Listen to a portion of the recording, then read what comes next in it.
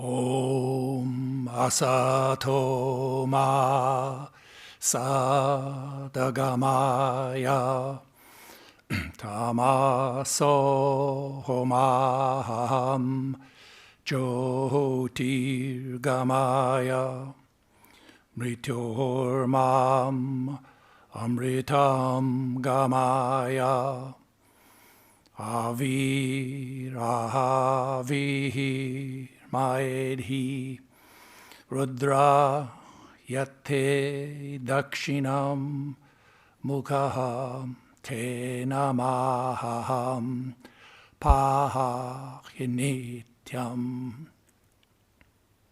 Om, lead us from the unreal to the real. Lead us from darkness unto light. Lead us from death to immortality. Reach us through and through ourselves, and evermore protect us from ignorance by thy sweet, compassionate face.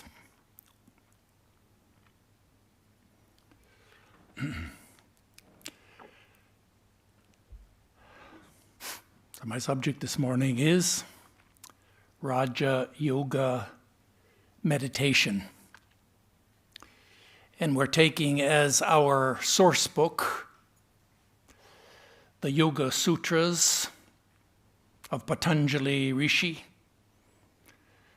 an eightfold methodology for achieving mental health and inner peace and self-liberation. It's called Raja Yoga. It's called yoga because it is one of the four great paths to achieve moksha, or spiritual liberation, spiritual freedom. It is called Raja Yoga because it's all about the king, the Maharaja within us, that is the Purusha, the soul, the self, which is the ruler of the psyche.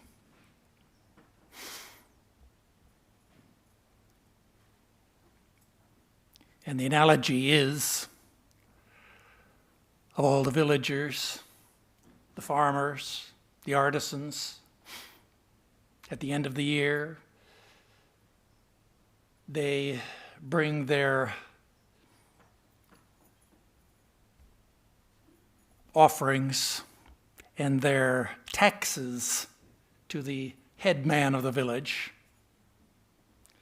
And the head man of the village then takes all those monies and carries them to the zamindar,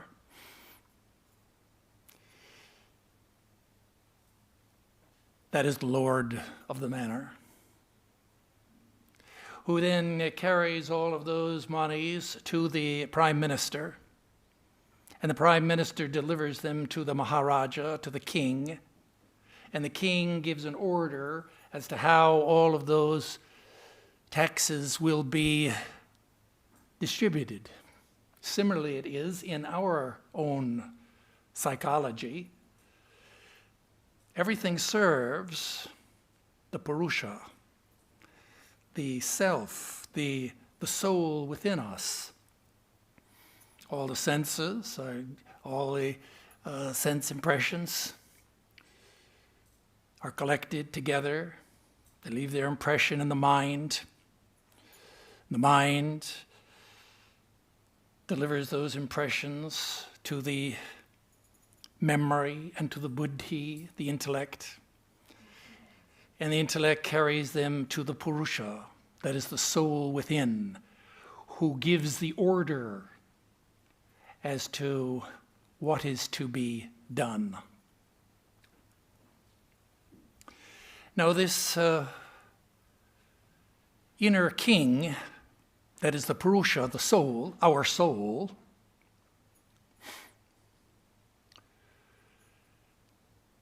has a problem. Fallen into some difficulty as we learn from the background philosophy of yoga psychology, which is called the Sakya Philosophy, one of the 6 great systems of Indian philosophy. Different from Vedanta, but almost completely incorporated and assimilated into the Vedanta philosophy. There we're told about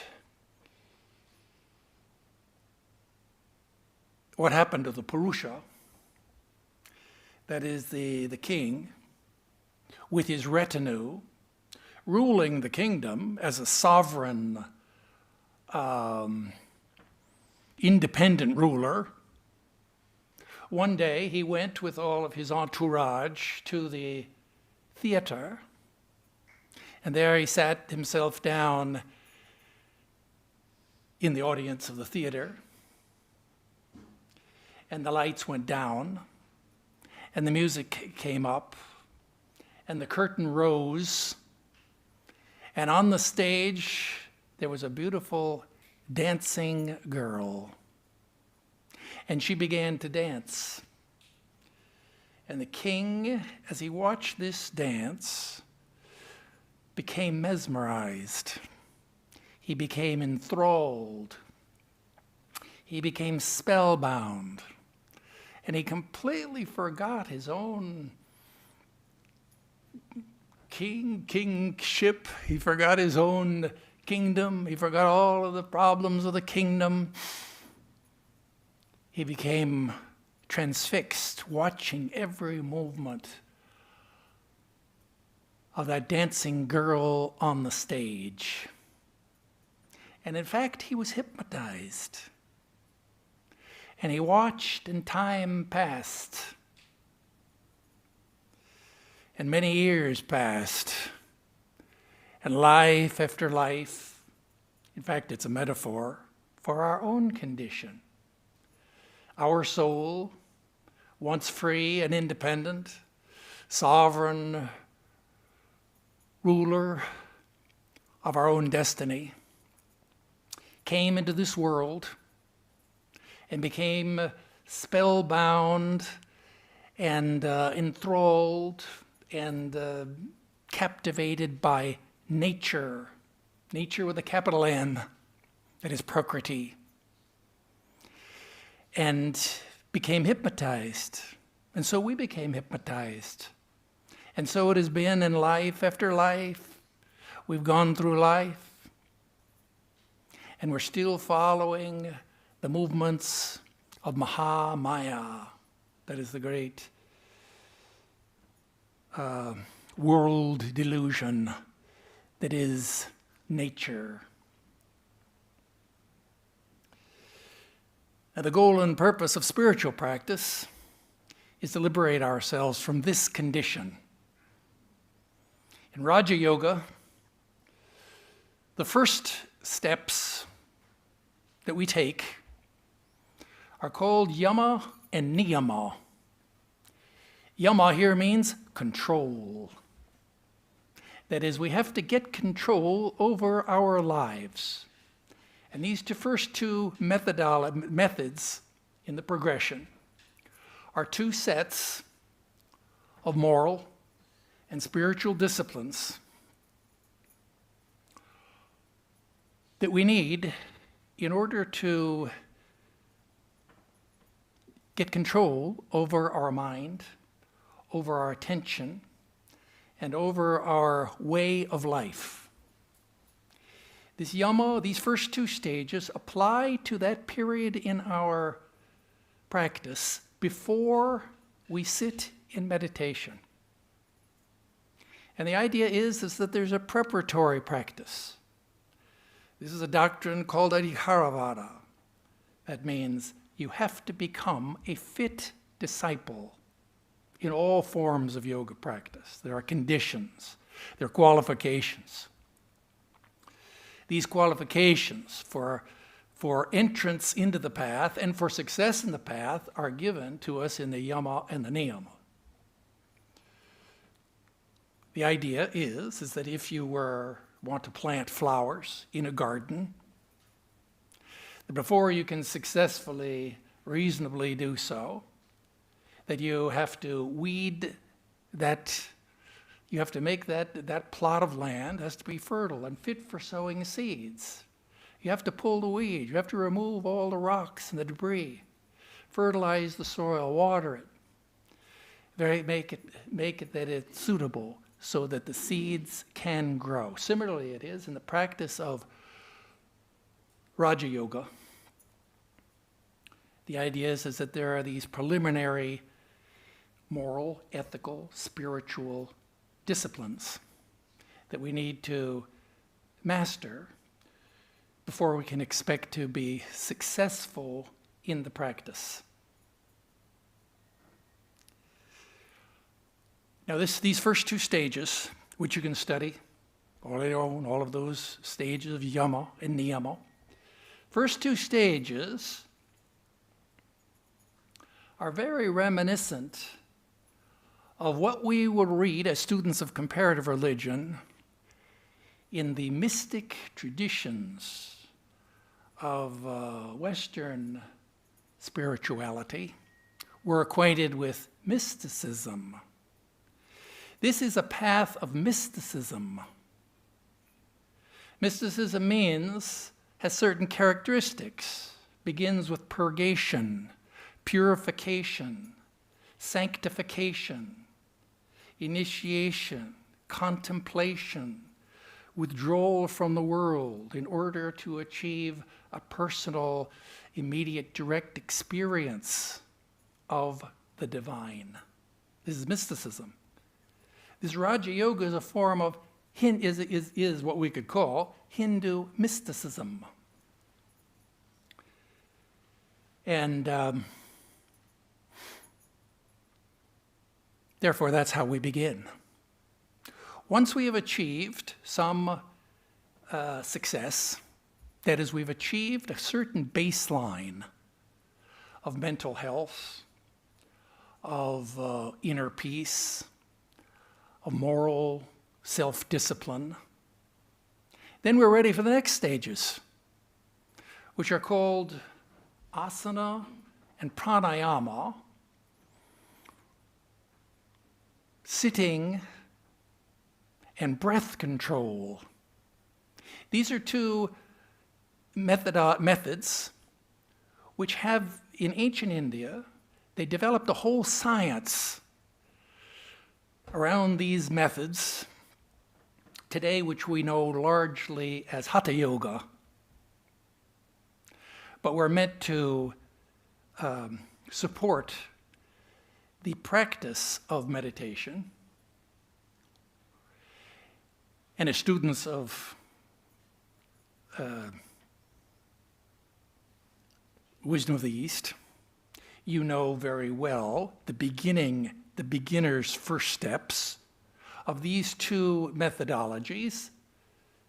That is that if we begin to sit in meditation, close your eyes, relax, sit straight in a comfortable position, but you're straight.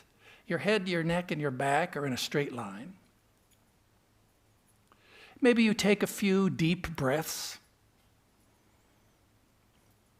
burn off the adrenaline, calm your mind, oxygenate your brain.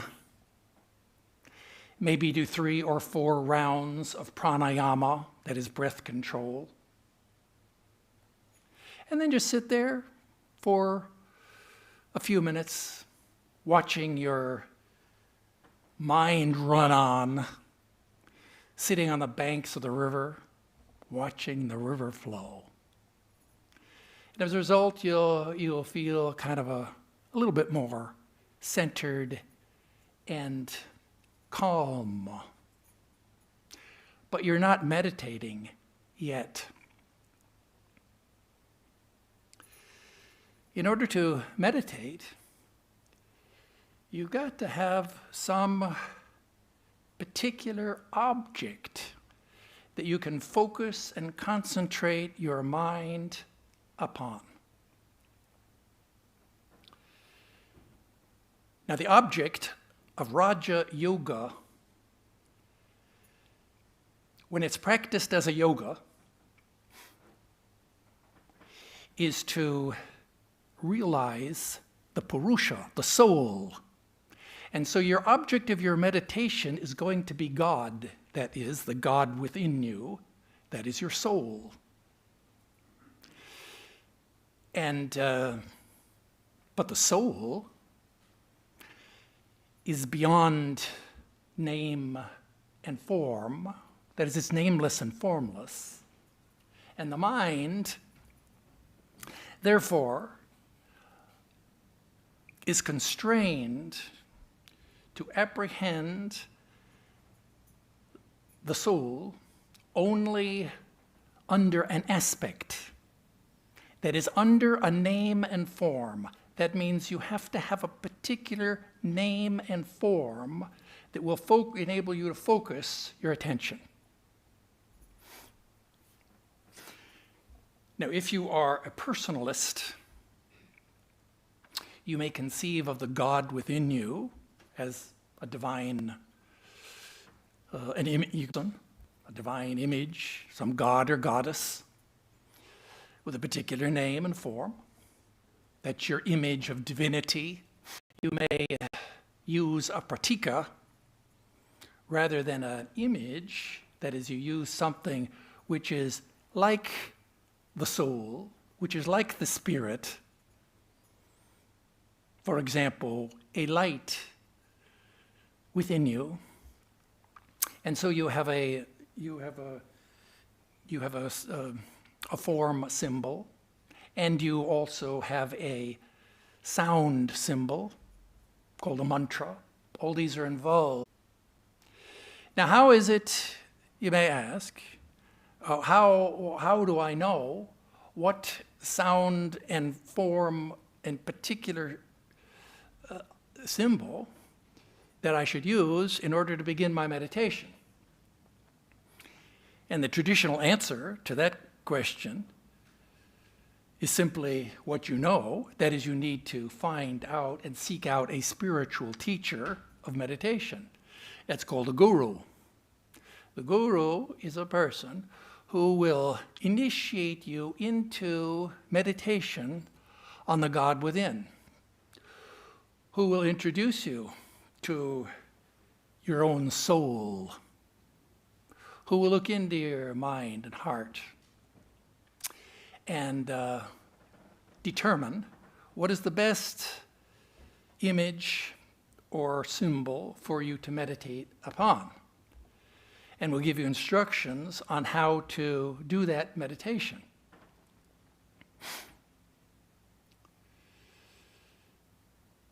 That's because this Raja Yoga is an esoteric path. The initiation is a characteristic part of all mystic traditions, in all of the wisdom traditions of the religions of the world. There are threshold crossings, initiations. Here also we have the same.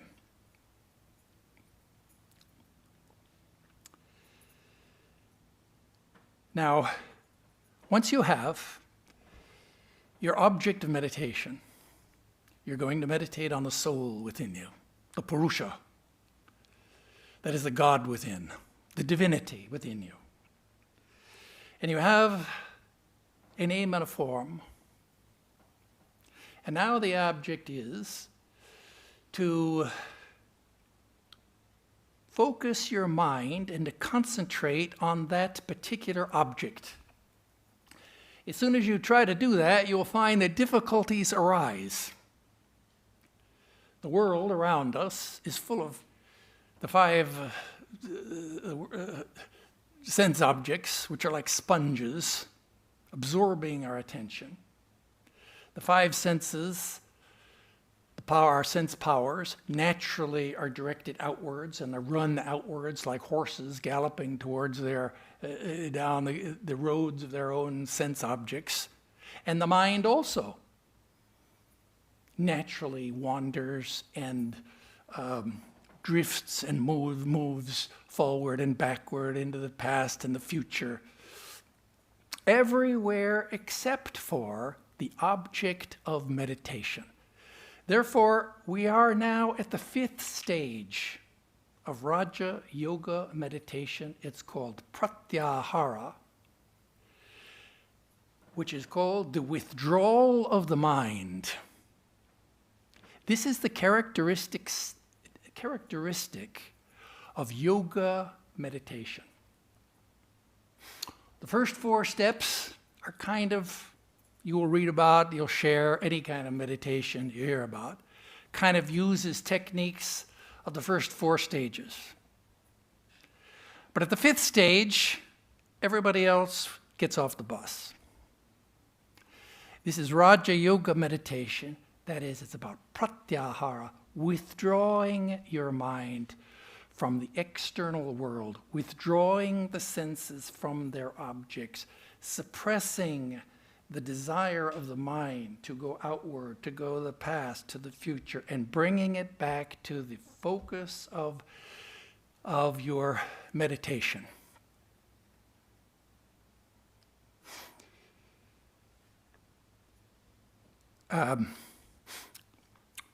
There's an old Buddhist parable about a hunter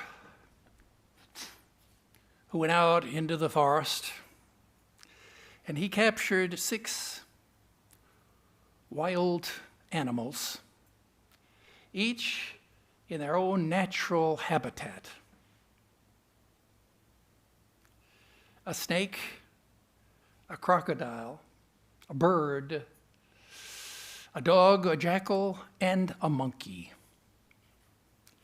And he brought them back to his hermitage, and he tied each one with a rope.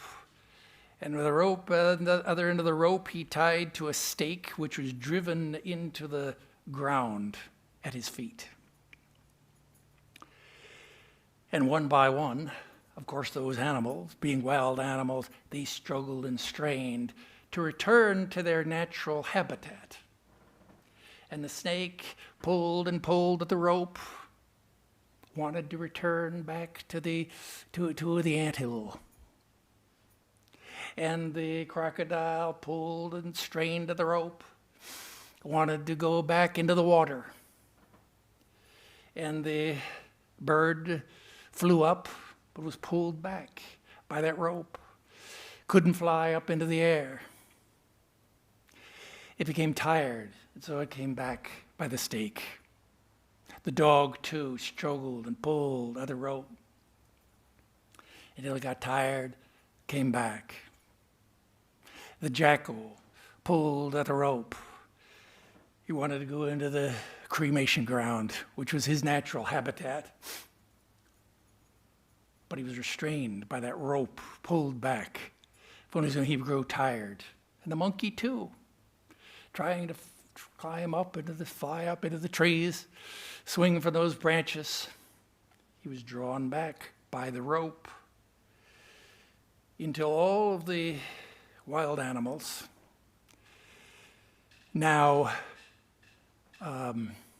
restrained, subdued, they submitted to the will of the hunter. This is called Pratyahara.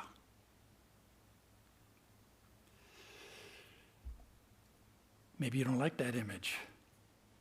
Maybe you like to be an idea of more open, harmonious attention. But here we have the fifth stage. It's called withdrawal from the external world. You're turning your mind within, going from the gross to the subtle.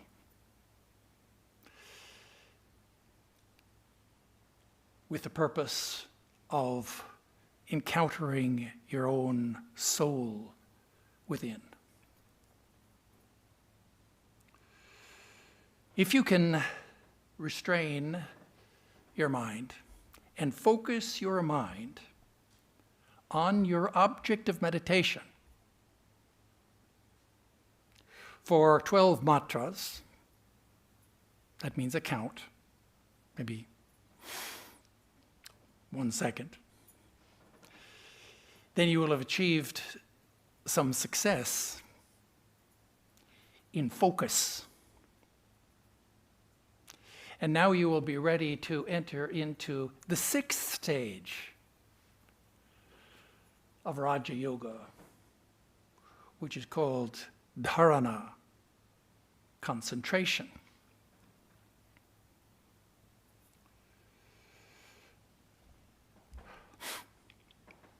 Now, concentration is defined as sustained focus. And so let's make a distinction here in our minds between focus and concentration. Focus, if you're a photographer, you know that focus is all about a lateral movement. Concentration is more about drilling down in. And I can give you maybe a mundane example of the difference between the two. Sometimes the Chamber of Commerce arranges in a local event.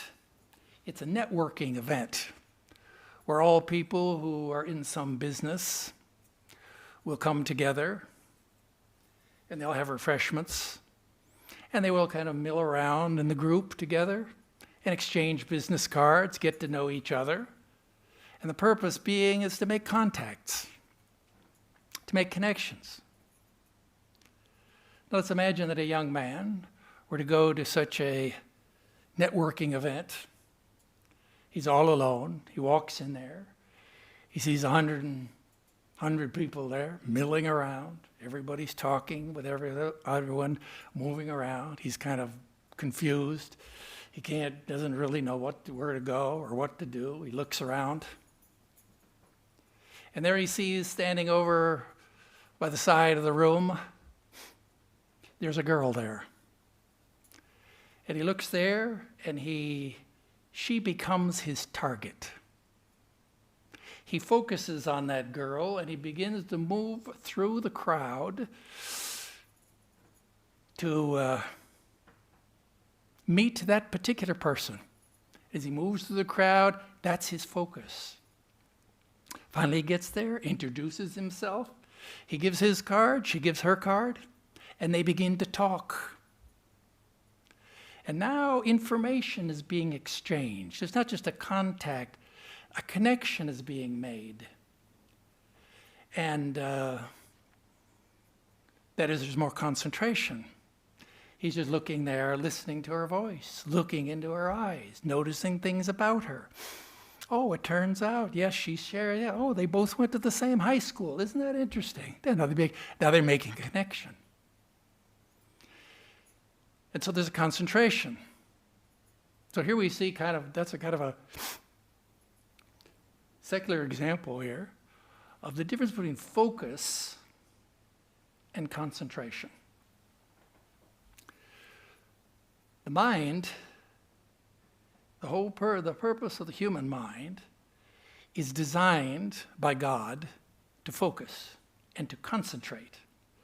The mind is, the natural condition of the mind is to function like a magnifying glass or like a lens. And you know how if you put a piece of paper out under the sun is shining, the rays of the sun are coming from so far away, virtually when they reach the earth, or virtually will fall on the piece of paper in parallel lines, and at most they may heat that paper a little bit. But if you put a lens over that paper and you gather the rays of the sun, and they become focused, that is to say, they're gathered together and refracted to meet at a focal point, which is the surface of that paper, you know how very soon you can burn a hole through the paper. So similarly is with our mind. Our mind is designed to function in such a way of concentration. Our problem is, of course, is our mind that lens is being held by a restless monkey. And so it doesn't work very well because it's always in movement. And that's why we have to go back to the first steps, the first stages of the process in order to calm and get control over that monkey. But once the lens is held steady, nothing wrong with your mind. The problem is yourself. That is your own state of mind. And so if you can focus the mind and hold the mind, sustained focus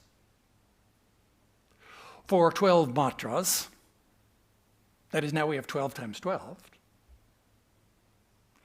then you will have achieved success in one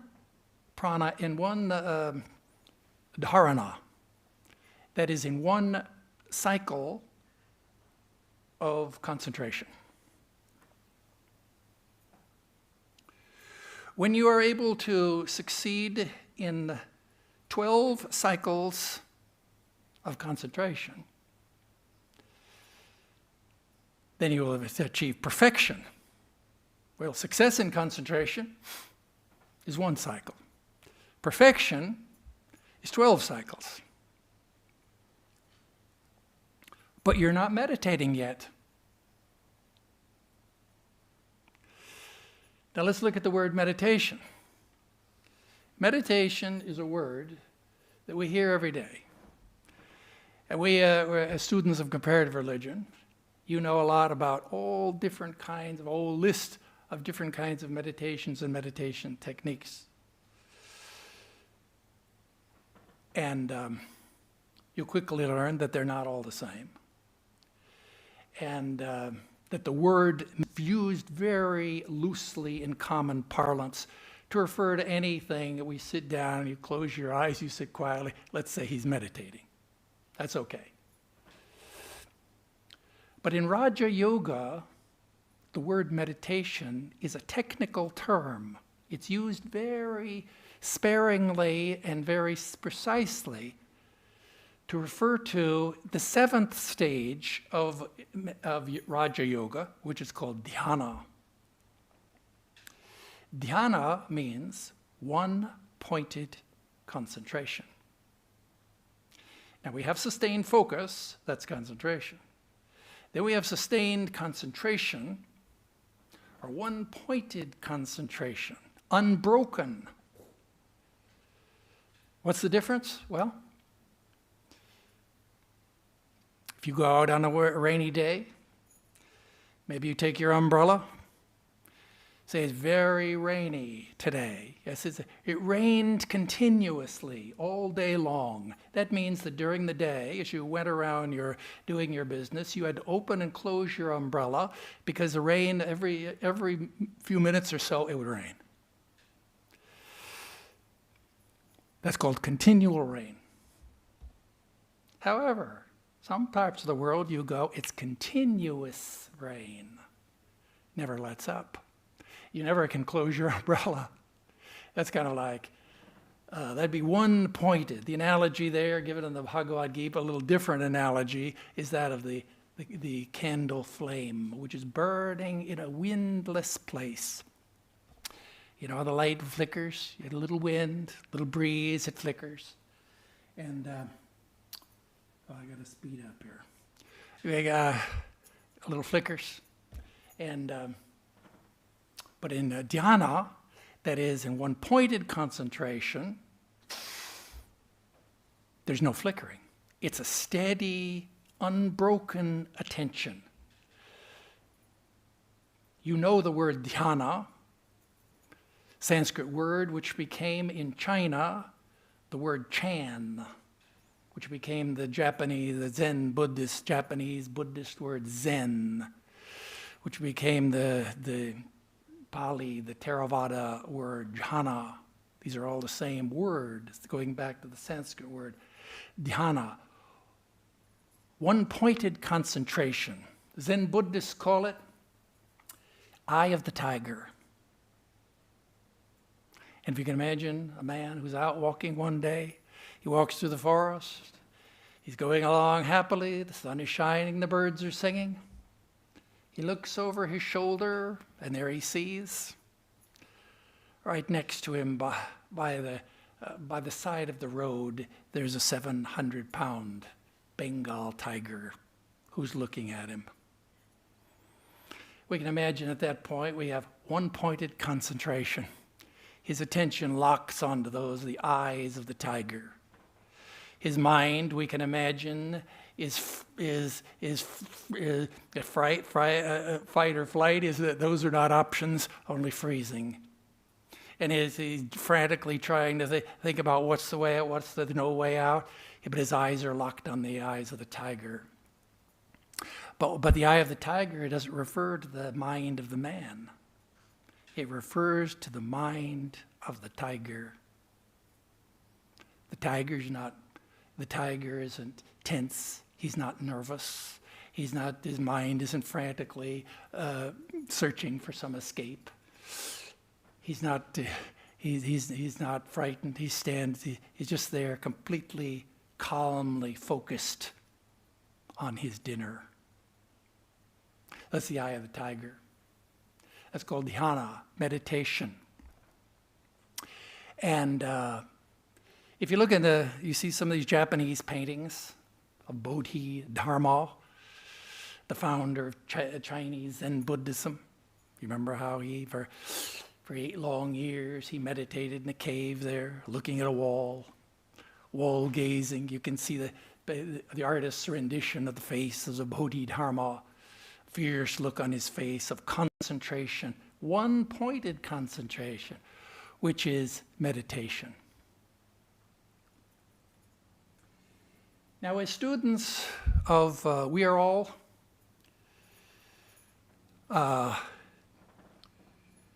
journeyers on the path. We're all beginners, really, on the path of yoga practice. And therefore, we hardly feel comfortable talking about meditation. Because meditation, dhyana, is a very high ideal. It's a little bit, not a little bit, it's a lot beyond our pay grade. However, what to speak of the next stage, which is called Samadhi. Now, it's something which is beyond our experience. However, we do have light.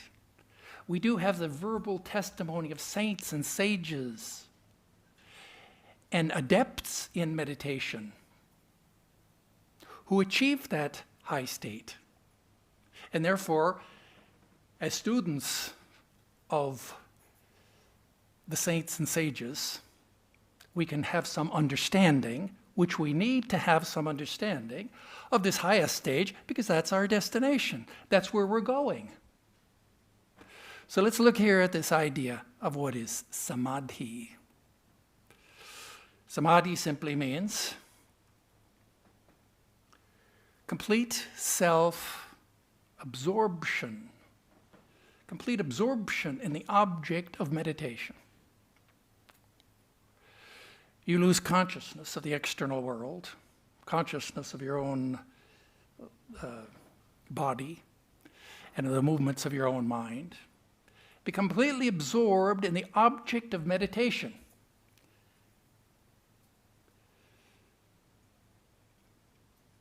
Now, you remember how there are different stages of this samadhi. You know how that you read in the life of the Greek philosopher Plato tells us about Socrates. On several occasions, on one in particular I'm thinking of, he's on his way to the symposium, and all the guests are waiting for his arrival. He doesn't arrive. They send out servants to find out where he is. It's in the middle of the day. They come down, they see there in the middle of the road, far away, there Socrates is standing there. He's completely absorbed in thought. And the servants come, sir, please. He's not aware of them. He's not conscious of them. And there he stands under the burning sun as time passes. It's a kind of savitarka samadhi, complete absorption. And you know, as students of the Gospel of Sri Ramakrishna, we read about get a very good examples that is on virtually every page in the life of the Gospel of Sri Ramakrishna. We know that he, due to the emotion and the feeling of devotion for God, his mind rises to a higher plane and he loses consciousness. He goes into bhava samadhi, complete absorption in the thought and the image of some divine god or goddess. And it takes time, has to pass. Maybe a half an hour passes before he comes down to the lower plane. Now, In samadhi, the consciousness, the consciousness of the yogi, the attention of the yogi is absorbed completely into the object, just like water is absorbed into a sponge. In that state, the yogi becomes one with, that is, unified with, not identical with, but unified with the object of his meditation. And he enters into, that state is called superconsciousness. If you want a translation of the word samadhi, we use the word superconsciousness. Superconscious mind. Superconsciousness is true intuition. It's not a gut feeling. It's not what we call intuition.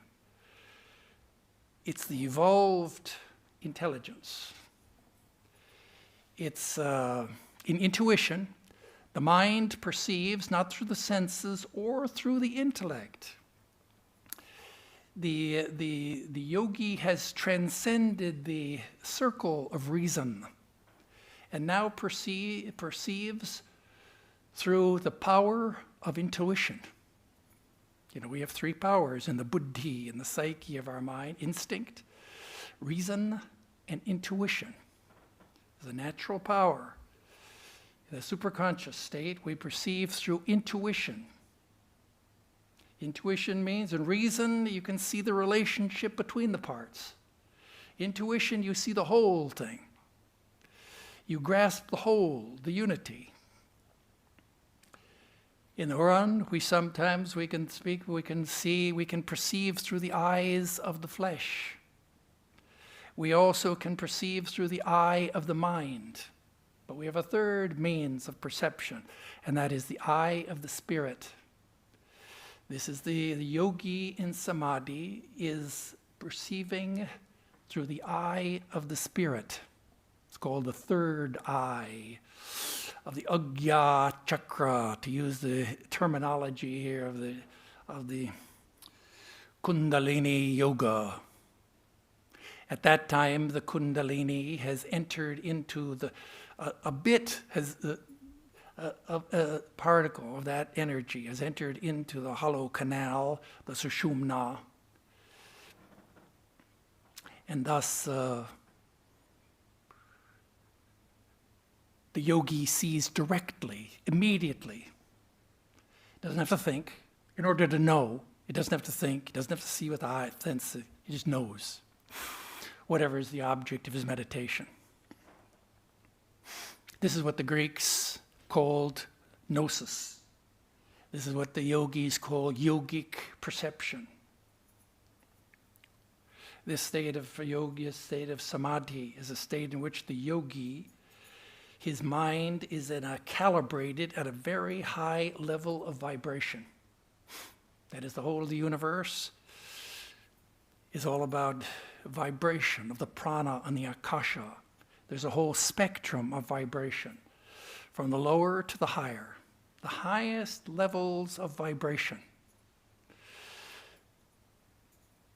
That's samadhi.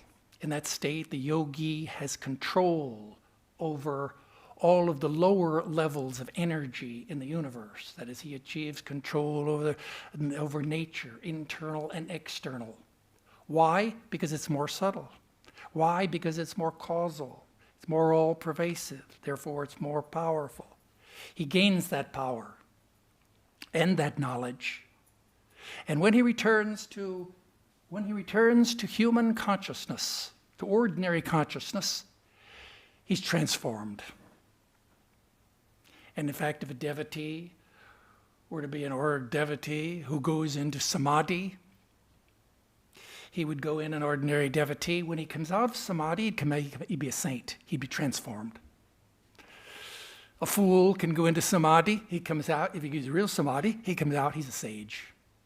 There's complete self-transformation as a result of this samadhi experience. And so the yogi who has achieved samadhi has become a sage, a mystic. But he's not liberated yet. In order to achieve liberation, he has to progress to a higher level of samadhi.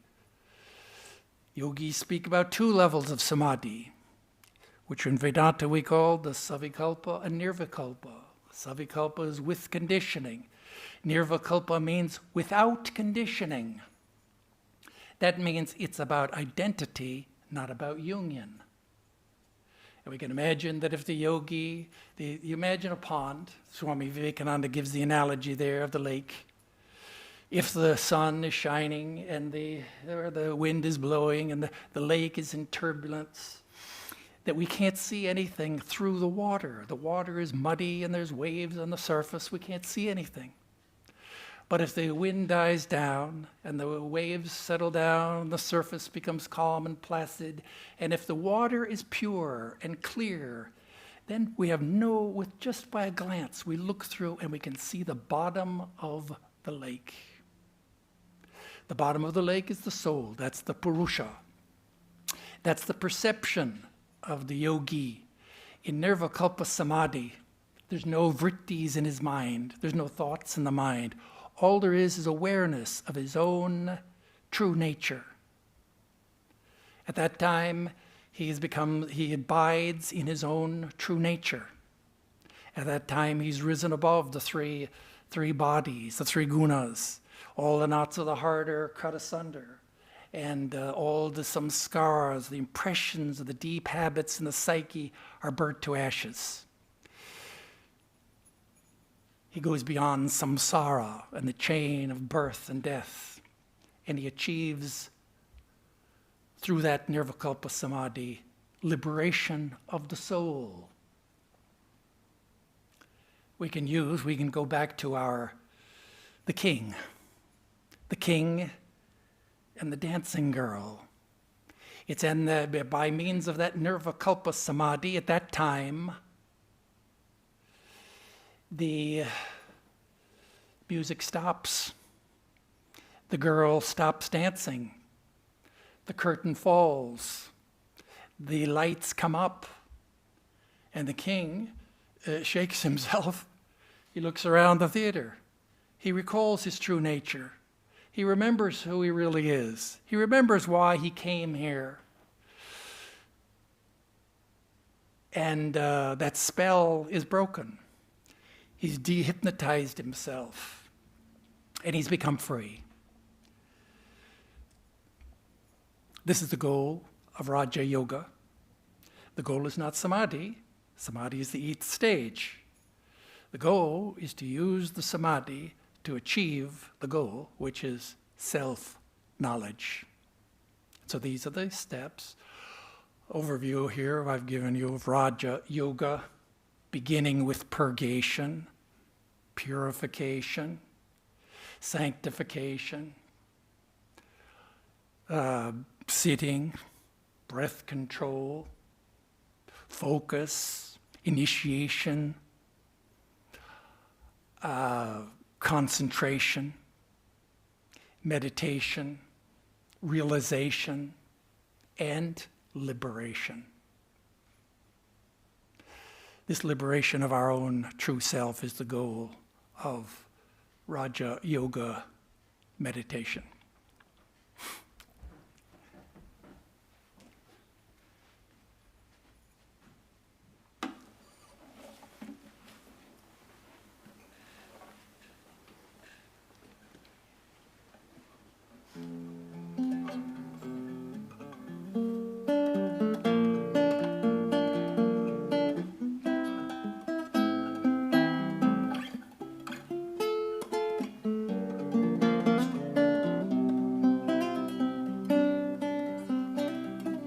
My thoughts run here and then go there to remember joys and sorrows lived and shared.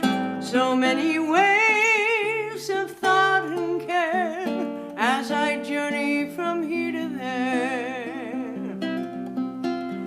Then I find myself on a mountain high with light so pure and a big blue sky, and my spirit reaches out to fly as I hear the eagle cry. Then I soar beyond life's ocean's waves to a blissful sea and a crystal cave, to that silent peace of a mountain's heart, to that same place in my heart. And in this silence deep within this sacred place, this precious gem, my mind and heart fly to release, and I feel the sweetest peace, the sweetest peace.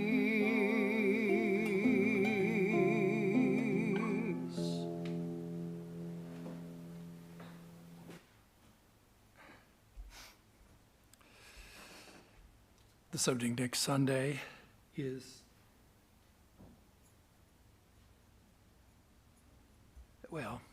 Pravrajika Brahma Prana is going to give a verbal or a visual presentation of the life of Sister Lalita. So that should be interesting.